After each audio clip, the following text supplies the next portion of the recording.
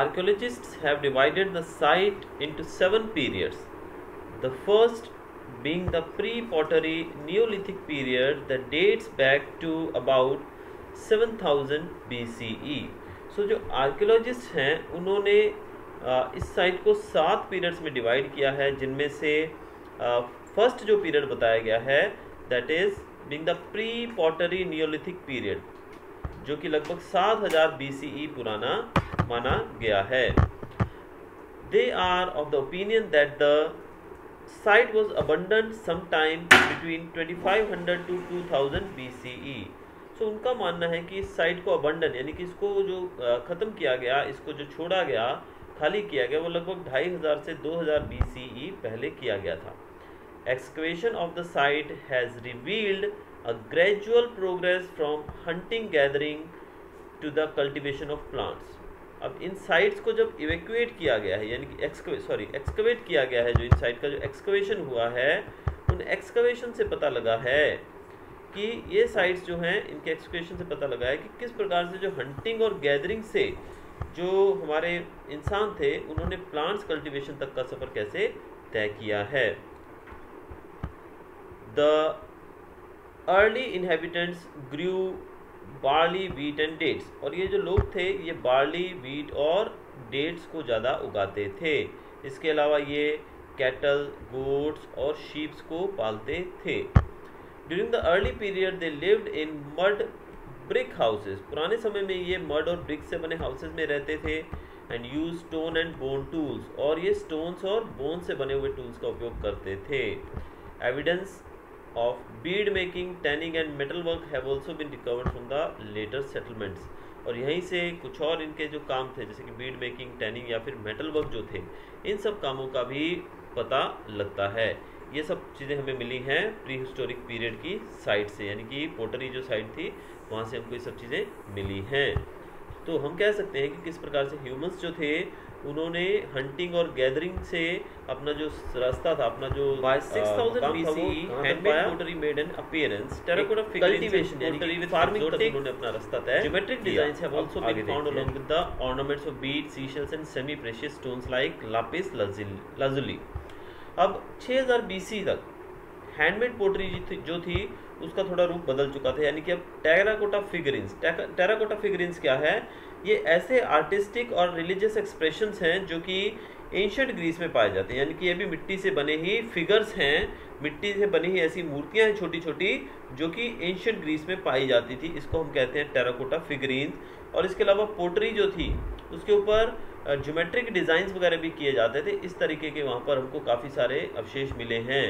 इसके साथ साथ ऑर्नामेंट्स मिले हैं, जैसे कि bead, seashells and semi precious metals like semi precious stones like lapis lazuli. In the later phase of development, archaeologists have found evidence of advanced techniques being used for manufacturing purposes. इसके आने वाले समय में, यानी कि जो later phase, इसके बाद का जो समय था, उस समय जो हमारे आर्कियोलॉजिस्ट हैं उन्होंने इसमें पाया है, कुछ ऐसे एविडेंस भी उनको मिले हैं कि जो एडवांस टेक्निक्स, यानी कि ऐसी टेक्निक्स का यूज़ किया गया है जो कि हम एडवांस कह सकते हैं, जिससे मैन्युफैक्चरिंग की गई है. एडवांस टेक्निक के साथ भी मैन्युफैक्चरिंग की गई है.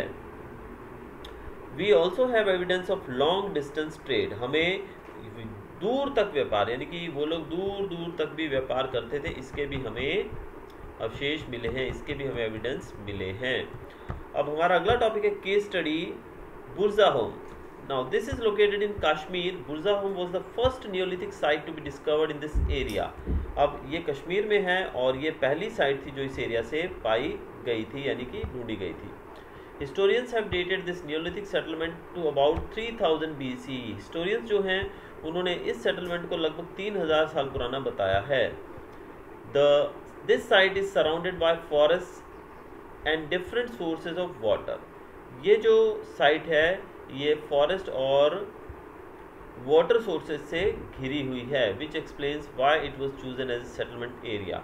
तो इससे हमें पता लगता है कि इसको सेटलमेंट के लिए क्यों चुना गया था, क्योंकि इसके चारों तरफ जंगल था और पानी के स्रोत भी नज़दीक में थे.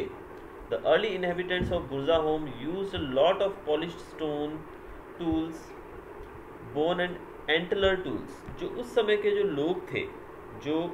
जो लोग थे वो लोग पॉलिश्ड स्टोन टूल्स, यानी कि उनके जो स्टोन टूल्स होते थे वो कैसे होते थे, पॉलिश्ड होते थे। इसके अलावा वो बोन से बने टूल्स का भी यूज़ करते थे। तो हमें पता लगता है कि वो किस प्रकार से शिकार के लिए कौन कौन सी चीज़ों का इस्तेमाल करते थे। साथ में यहाँ दिया गया है antler tools. Now what and antler tools, antler tools जो है वो जो बारहसिंगा रहता है, हमारा हिरन रहता है बारहसिंगा जिसको हम कहते हैं, उसके सींगों से बने टूल्स भी यूज़ करते थे वो लोग। The bone tools included हार्पून्स for fishing, इसमें हार्पून्स का भी यूज़ होता था फिशिंग के लिए, जो कि बोन से बने होते थे। नीडल्स फॉर सीविंग, सिलने के लिए नीडल्स का यूज़ किया जाता था। And arrow heads, spear heads and daggers for hunting, यानी कि जो धनुष जो रहते हैं, तीर जो रहते हैं, उनके हेड के ऊपर जो नुकीलापन लगाया जाता है, वो नुकीली चीज़ें, जैसे कि स्पीयर रहता है जो भाला, उसको भी आगे से तीखा किया जाता है। डैगर जो कि चक्कू रहता है हंटिंग के लिए जिसका यूज़ किया जाता है, खंजर जिसको कहते हैं, ये सब चीज़ें भी बोन से बनी होती थी और ये सब चीज़ें वो लोग यूज़ करते थे। Handmade pots of grey, brown and red have also been unearthed from the excavation sites. इसके अलावा हैंडमेड पोर्ट्स जो कि ग्रे, ब्राउन और रेड कलर की भी पाई गई हैं एक्सकवेशन के दौरान। Unusual features of Burzahom is the prevalence of many pit like shelters. इसका जो एक अनयूजुअल फीचर हमें देखने को मिला है वो है पिट लाइक शेल्टर्स, यानी कि वहाँ पर गड्ढे जो थे जहाँ पे वो लोग रहते, पिट बोलते हैं गड्ढे को, तो गड्ढे जो बने हुए थे जिसके अंदर वो लोग रहते थे। Dug beneath the surface of the earth and plastered with mud. अब ये जो पिट्स थे ये नीचे बने हुए थे और इनको प्लास्टर किया जाता था मड से। These pit shelters were round like mounts और रेक्टेंगुलर इन शेप। ये जो पिट शेल्टर्स जो थे ये रेक्टेंगुलर थे या फिर माउंट शेप के थे। माउंट शेप किस तरह के थे, ये माउंट शेप के थे। अब माउंट शेप क्या होता है मैं बताता हूँ, यानी कि ये टीले के रूप में थे, यानी कि टीले बने हुए थे। माउंट मतलब टीले यहाँ पे, या फिर रेक्टेंगुलर शेप के होते थे। They were narrow at the top and wide at the base. ये ऊपर से नैरो होते थे यानी कि काफ़ी सकरे होते थे और अंदर से काफ़ी चौड़े होते थे, वाइड होते थे। Holes have been found around the pits. इन पिट्स के आजू बाजू होल्स भी देखने को मिले हैं। Historians assume that these shelters protected people from bitter winters. Historians मानते हैं कि विंटर के समय जो लोगों को ठंड से बचाने में ये शेल्टर्स काम करते थे। Around 2000 BCE there was a gradual shift. Around 2000 BCE there was a gradual shift to mud houses that were constructed above the surface of the ground. अब फिर धीरे धीरे इनका जो रुझान था वो इन घरों से निकलकर वो लोग मिट्टी के घरों में रहने लगे, मड हाउसेज में वो लोग रहने लगे। तो कह सकते हैं हम लोग कि मड हाउसेज में रहने से पहले ये लोग पिट्स में रहते थे। A new type of pottery which was shiny and polished emerged. फिर एक नई तरह की पॉटरी शुरू हुई जो कि शाइनी होती थी, बहुत ही पॉलिश्ड होती थी। The practice of burying the dead also became common as people were buried under their houses और इन ग्रेव्स। और यही समय था जब लोगों को दफनाने का सिलसिला भी शुरू हुआ। लोगों को उनके घरों के नीचे दफनाया जाता था गड्ढा खोद के, या फिर ग्रेव्स यानी कि कब्रिस्तान में दफनाया जाता था। The people seem to have smeared red ochre on the bodies before burying them. तो ऐसा मानते हैं कि जो लोग थे वो लोग यानी कि उनकी जो डेड बॉडी रहती थी उसके ऊपर लाल रंग, गेरुआ जो बोलते हैं जिसको हम, वो उनकी बॉडी के ऊपर फेंका जाता था, यानी कि उससे उनकी बॉडी को ढका जाता था। Most of the burials did not have any items placed along with the body. ज़्यादातर जो दफनाए जाते थे जो लोग, उनकी बॉडी के आजू बाजू में कोई भी आइटम्स नहीं रखी जाती थी। In addition to the burying people the practice of burying animals also seems to have been prevalent. अब इंसानों को दफनाने के साथ साथ एनिमल्स को भी दफनाने का काम वहाँ पे किया जाता था। The bones of cattle, goat, buffaloes, sheep have been discovered from many such sites. अब ऐसी बहुत सारी साइट से कुछ एनिमल्स जैसे कि कैटल्स, गोट्स वगैरह की हड्डियां भी हमें मिली हैं, जिससे पता लगता है कि वो लोग अपने जानवरों को भी दफनाते थे। So our next topic is neolithic sites north east. अब हम नॉर्थ ईस्ट चलते हैं और वहाँ पर देखते हैं कि कौन कौन सी नियोलिथिक साइट्स हमें मिली हैं। Neolithic tools have been found in Sarutaru, Daojali, Hading and the adjoining hills of Assam and Garo hills in Meghalaya. तो इन सब जगहों पे हमें Neolithic tools मिले हैं. The tools found in the northeast are polished stone axes with rectangular butts and occasional shoulder hoes. यहाँ पर जो tools हमको मिले हैं they are polished stone axes. यहाँ पर जो tools हैं उनमें से पॉलिश्ड की हुई स्टोन एक्सेस यानी कि स्टोन की कुल्हाड़ियाँ मिली हैं और रेक्टेंगुलर बट्स और शोल्डर हुज भी मिले हैं. वो हमें कहाँ से मिले हैं सब? ये नॉर्थ ईस्ट पार्ट से सब कुछ मिला है हमको. Case study Daojali Hading. अब हम दाओजाली हादिंग के बारे में देखते हैं, केस स्टडी करते हैं कि क्या मिला था यहाँ पे, उसके बारे में हम देखते हैं. दाओजाली हादिंग is a Neolithic site located in the hills near the Brahmaputra valley. ये ब्रह्मपुत्रा वैली के नज़दीक में मिली है. और Neolithic tools such as celts have been discovered here. Stone tools such as mortar and pestles have also been found. यहाँ पर कुछ tools वगैरह हमें और मिले हैं जिनमें हम कुछ का नाम अभी लेना चाहेंगे. जैसे बताया गया यहाँ पर celts, CELTS, celts, these are found from these sites. ये भी हमें इन्हीं साइट से. तो यहाँ पर जो हमने वर्ड पढ़ा यहाँ पर celts मतलब stone tools with sharp edges. ऐसा टूल जो कि शार्प एजेस के साथ हो, जिसका शिकार के लिए यूज़ किया जाता है. इसके अलावा मोटार्स और पेस्टल्स भी यहाँ पे मिले हैं, यानी कि ऐसे और भी कुछ टूल्स मिले जिनको मोटार्स और पेस्टल्स कह सकते हैं. This probably suggest that they were growing grains and they crushed grains with these tools to make their food. अब हमें इससे ये पता लगता है कि वो लोग जो टूल्स थे उनका उपयोग करके ग्रेन्स को कूटते थे और उसको खाने के लिए उपयोग करते थे. ये हमें पता लगता है जो मोटार और इस तरह के हमें जो मिले हैं टूल्स उनके द्वारा. तो हमें पता लगता है कि वो ग्रेन्स भी उगाते थे. The stone jadeite has also been excavated from this site. It might have been brought from China. ये स्टोन और जेडिट जो कहा गया है ये भी एक्सकेवेशन साइट से मिले हैं और ऐसा कहा जाता है कि ये लगभग चाइना से लाए गए होंगे.